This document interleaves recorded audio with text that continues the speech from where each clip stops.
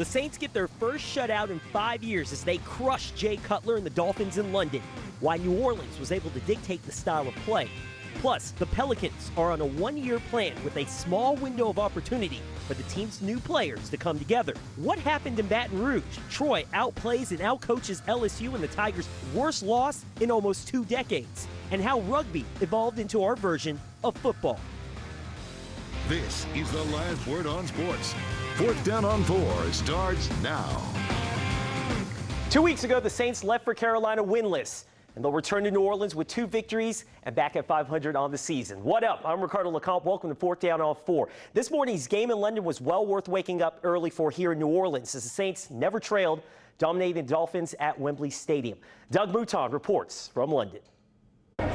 It was an especially satisfying day for Saints defensive coordinator Dennis Allen as his defense pitched a shutout in London. The Saints looked dead in the water 2 weeks ago and are now reborn heading into the bye. It gives us definitely momentum, time to keep that momentum and keep striving. Keep playing this and adding more. We have so much talent, and now we're starting to realize that guys are making plays all over. So just build off this and keep stacking those wins up. It doesn't have to be aesthetically pleasing to be effective, and I thought it's important that we understand how the game's being played on offense. No different than how we would want the defense to understand the way the game's being played.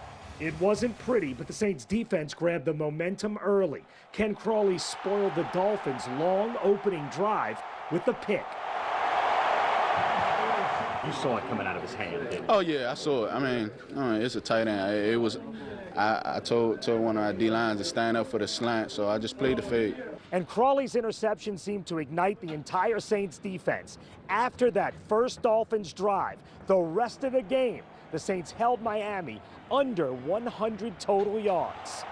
Jay Cutler dinked and dunked a lot. He rarely went downfield, and that's the way the Saints wanted it. You can say all you want about them dinking and dunking, but there was somebody going deep on some of them plays, and we're refused to let explosive plays beat us. We're not going to let Kenny Stills and Devontae Parker, his go-to guys, deep beat us, and that was the game plan. And with the game still scoreless, Saints punter Thomas Morstead delivered. He got the Saints out of their own end zone with this 58-yard punt.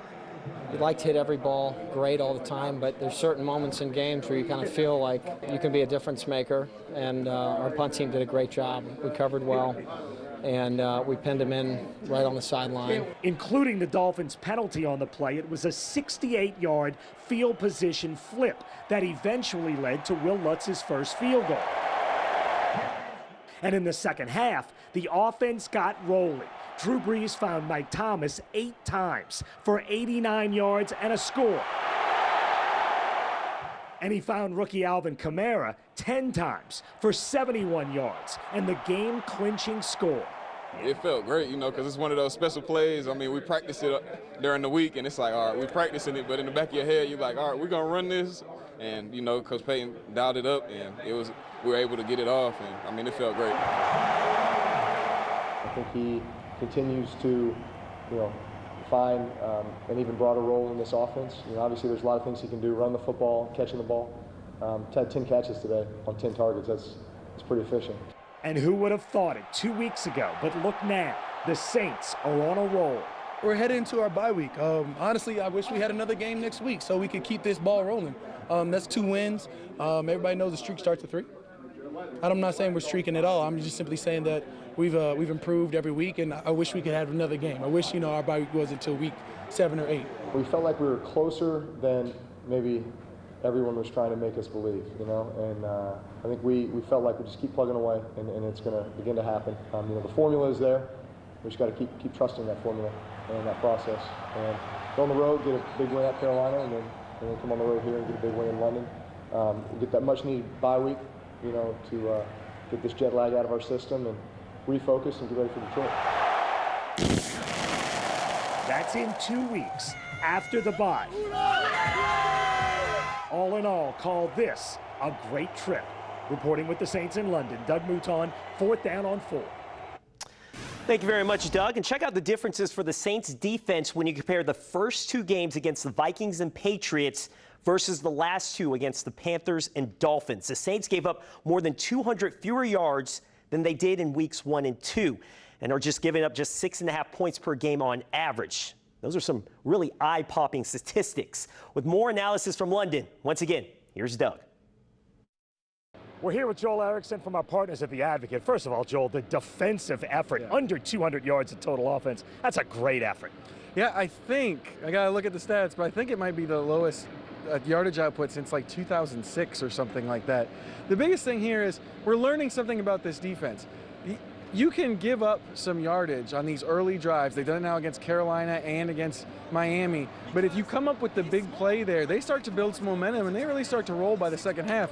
It really followed the same defensive performance that we had against Carolina. And just those couple of big stops early really made a difference. And Kenny Vaccaro said it when we asked him. They were playing back. They wanted Miami to dink and dunk. Miami did, and they didn't get anywhere. The Saints really had the Dolphins playing right into their strengths. Right. Well, and the other thing about them playing back like that is they have a couple of corners that started today in Ken Crawley and Marshawn Lattimore who are really good coming forward on short routes and playing those short routes. So it really does. It really plays into the Saints' hands to kind of take that away from them. And they would have to know going in after watching the Dolphins against the Jets last week, if you take away the top of it, Jay Cutler's not going to take those chances. No, and he did not today. And then on the other side of the ball, Sean Payton said it wasn't pretty, but the job Alvin Kamara did today was terrific, wasn't it? Yeah, no, he's fantastic. The thing I've noticed with him is when he gets a chance at the corner, there's a lot of times it looks like he's not quite going to get there, and he turns it up and gets 4 or 5 extra yards.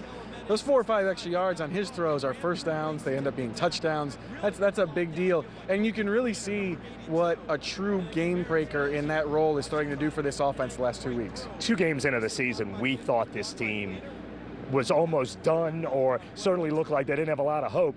2 weeks later, what 2 weeks do? 2 weeks later, this is a team that looks like they can be in the playoff hunt. Agreed? Yeah, absolutely. I mean, the thing is, when this schedule came out, you looked at this first 4 games, said 3 games on the road. You're dealing with a London trip right after a Carolina trip. This looked like the toughest part of the schedule. You figure if they can get through this 2-2, they're doing pretty good. Well, here we are. They're 2-2 now. Obviously, after the bye, they have Detroit and Green Bay, 2 good teams. But when you're sitting here at 2-2, the back end of the schedule isn't as tough as it has been so far. This is what you want to see out of the Saints so far. And when you come back after that, you get Willie Snead back, you get Teron Armstead back. We'll have to see how serious Zach Strief's injury is. But you got a growing defense, and you got offense that's getting help. There is some reason for optimism in New Orleans. Agreed? Yeah, absolutely. And with even if Strief is hurt, Ryan Ramczak's played pretty good. That's another thing about this first 4 games. We've seen some really good stuff out of this draft class moving forward. All right, thanks, Joel. It's Joel Erickson from our partners at The Advocate. The Saints win big. They get a shutout at Wembley. They head into the bye at 2-2. Reporting with the Saints in London, Doug Mouton, Eyewitness Sports. Coming up, the Pelicans opened practice to fans over the weekend, and they got their first look at a new team that is focused on winning this year, and why that's so important for the franchise's key pieces. And later, LSU struggles on offense for the 3rd straight game as Ed Ogeron's team loses to a 20-point underdog at home. What he thinks is the problem for the Tigers.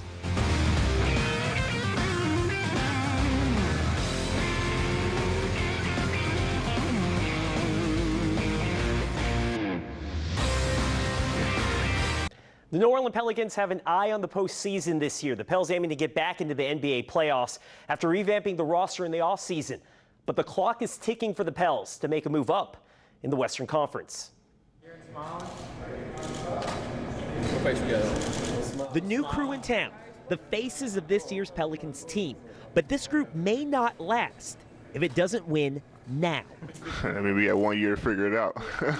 1 year for all the pieces to fit. Urgency, I guess, is a good word, but, you know, we're motivated. The Western Conference is as competitive as I've seen, and we have a lot of work in front of us, but ultimately we're going to really focus on the process, and I think we're good enough. The ultimate success of this group depends on the play of the 2 all-stars in the front court.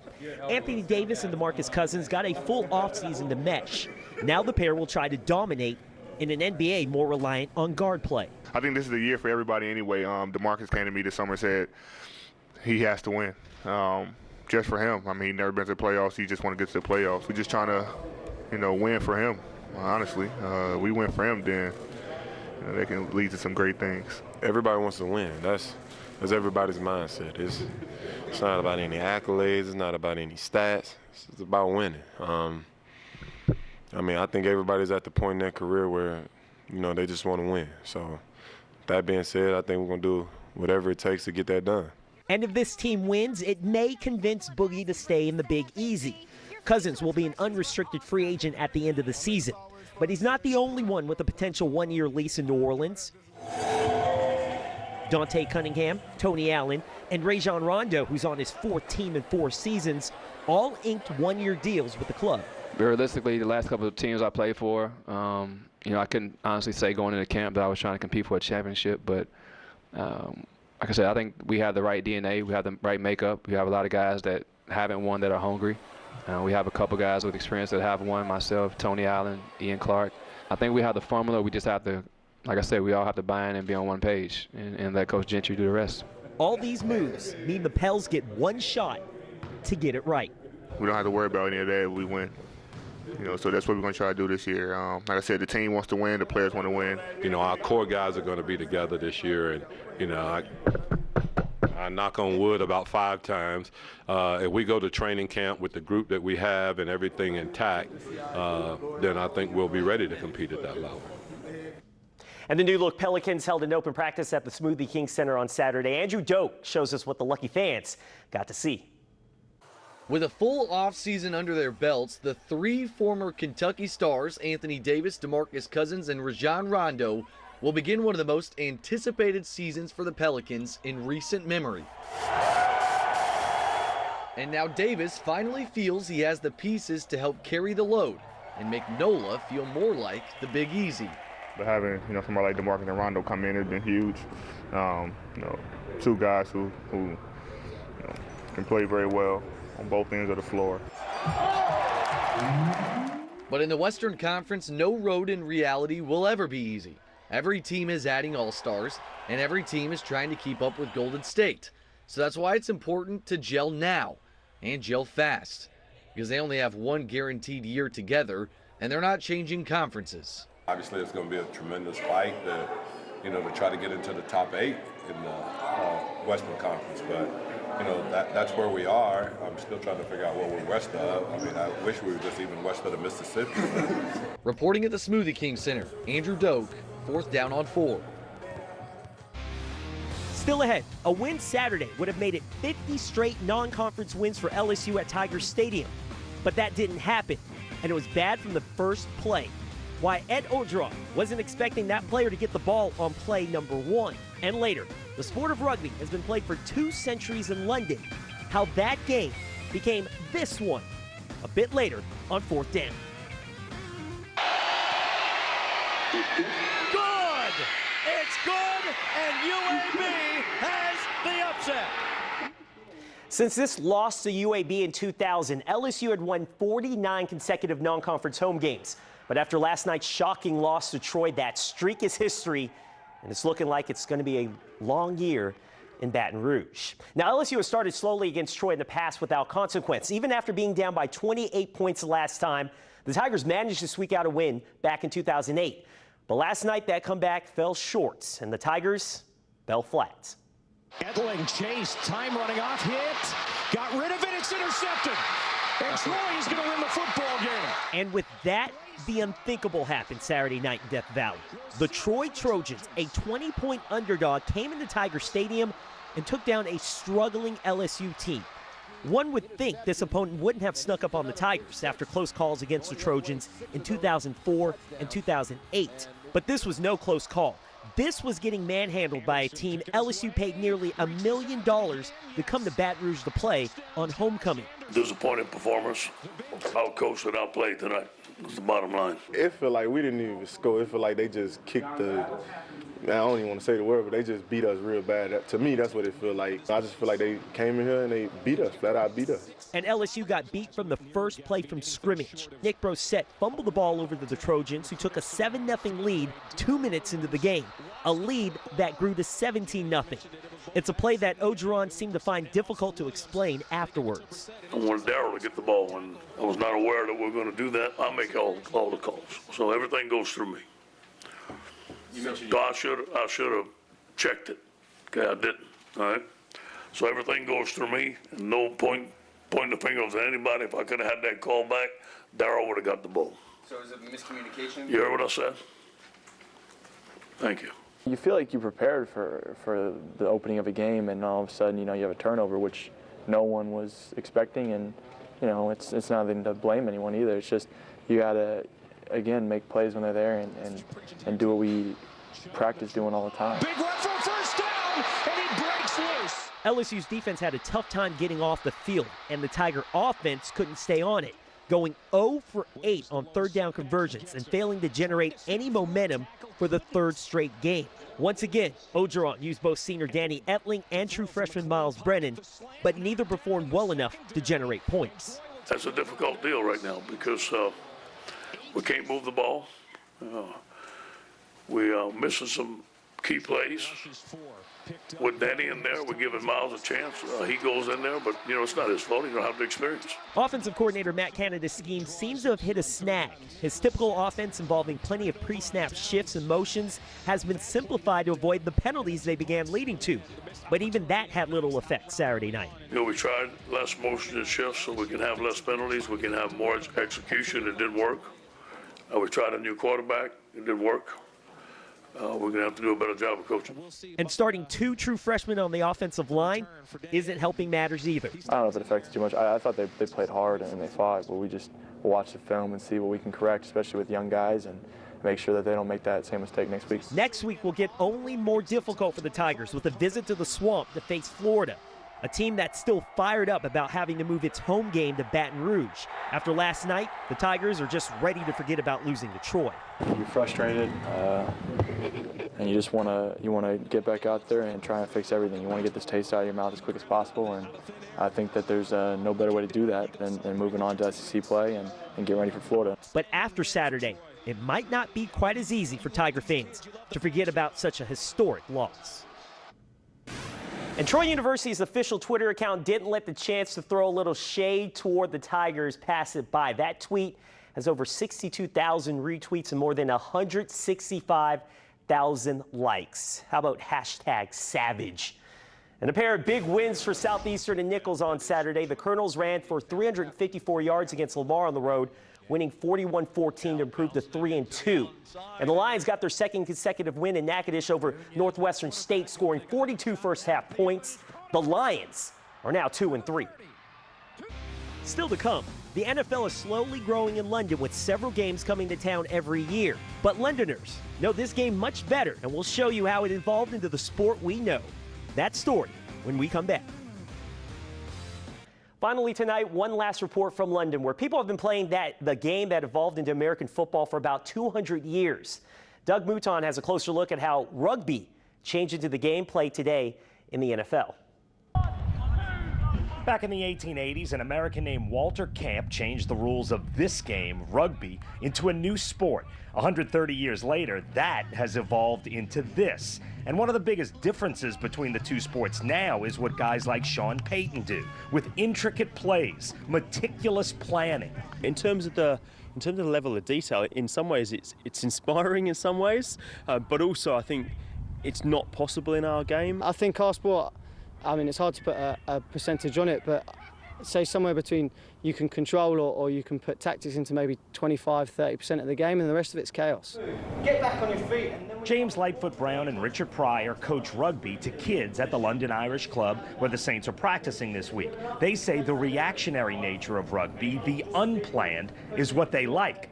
The biggest criticism the rugby guys have of American football is the stop-and-start nature of the game. In rugby, the play is continuous. In American football, you run a play and then there's a break. We put a big emphasis on our transition, so between attack and defence, whereas obviously watching NFL, it stops and people get a chance to react and see what's going on. So it's different. I suppose it's cool that there's a definite more of a tactical influence people can have, definitely coaches, but it makes it a little bit harder to watch when it's constantly stopping. I think one of the great things with American football is it is incredibly structured. Everyone knows their role. But I think also for me, I can find that a little bit, frankly, boring sometimes because there isn't that looseness in the game. So American football is not their game, but they still marvel at what NFL athletes can do. London Irish players and coaches have been at Saints practice watching. Richard Pryor says, awed by what Drew Brees, for instance, can do. Just watching, obviously, your quarterbacks earlier, they're already ahead of everything. I know that it's a set move, but they are seeing people that are enormous running towards them, intent on cutting them in half, but still they maintain their composure and still see the pass, and that's fantastic to watch. Wembley Stadium in London will be packed Sunday to see the Saints and the Dolphins, a testament to how many Brits enjoy watching this. Rugby is England's #2 sport behind only soccer. Sunday, rugby fans will see how their sport has changed across the Atlantic. Reporting with the Saints in London, Doug Mouton, 4th Down on 4. Doug, thank you very much. Well, that'll do it for 4th Down on 4. For Doug Mouton, Andrew Doak, producer Danny Rockwell, and everyone else who helps put this show together, I'm Ricardo LeComte. Have a great week.